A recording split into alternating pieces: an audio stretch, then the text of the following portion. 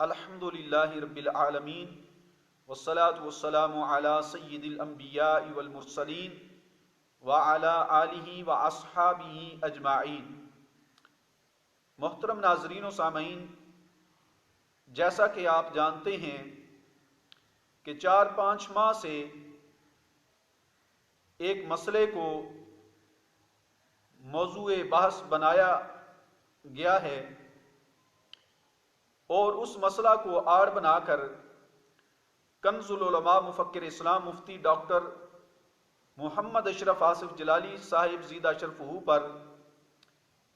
طعن و تنقید اور آپ پر فتوے بھی لگوائے گئے،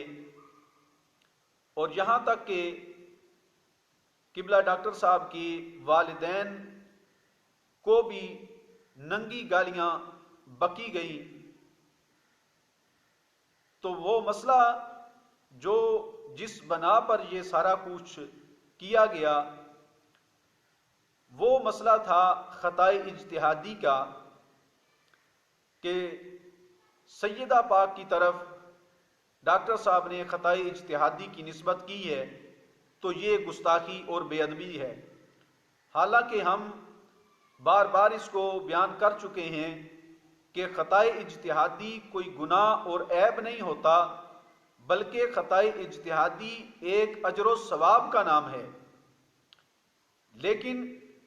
وہ عناصر جنہوں نے اپنے بغض و حسد کا اظہار کرنا تھا، انہوں نے اس اجر و ثواب والے لفظ کو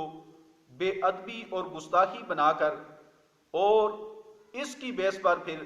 تنقید کرنا شروع کر دی، اور بالآخر ان کے اپنے قلم سے یہ بات جاری ہو گئی، کیونکہ پہلے وہ کہتے تھے کہ ایسا جملہ کسی نے آج تک نہیں کہا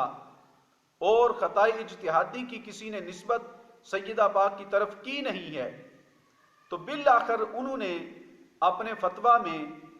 ہی اپنے قلم سے یہ لکھ دیا کہ قضیہ باغ فدق میں بعض علماء نے خطائے اجتہادی کا قول کیا ہے۔ تو لکھتے ہیں کہ ایسی صورتحال بھی فتاوی رضویہ شریف سے واضح ہے کہ نہ ان علماء یعنی جن علماء نے خطائے اجتہادی کی نسبت قبلہ ڈاکٹر صاحب سے پہلے سیدہ پاک کی طرف کی ہے، تو مفتی صاحب لکھتے ہیں کہ ان علماء پر تنقید اور بحث نہیں کریں گے۔ تو جب تمہارے نزدیک خطائے اجتہادی کی نسبت سیدہ پاک کی طرف کرنا یہ بے ادبی اور گستاخی ہے، اور اس وجہ سے کنز العلماء مفکر اسلام ڈاکٹر مفتی محمد اشرف آصف جلالی صاحب بے ادب گستاخ سیدہ پاک بنتے ہیں، تو ان سے پہلے جن علماء نے اس کی نسبت خطائے اجتہادی کی سیدہ پاک کی طرف کی ہے تو ان پر بھی فتویٰ پھر لگانا پڑے گا،